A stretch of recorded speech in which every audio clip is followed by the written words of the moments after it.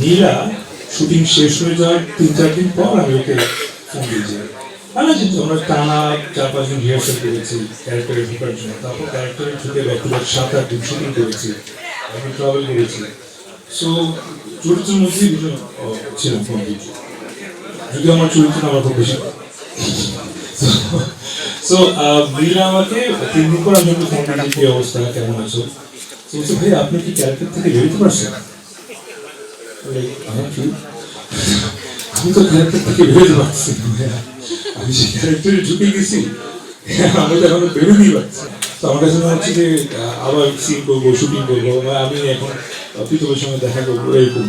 So actually আমরা দুইজনই প্রথম প্রেমের মতোই এই কাজটা সত্যি সত্যি করে নিয়েছি, এটা একদম মন থেকে বললাম। দেশের 1 নম্বর গ্যাস স্টোভ যা বেশি তাপেও ফাটে না, আরএফএল গ্যাস স্টোভ, নিরাপদ ও ঝামেলাহীন।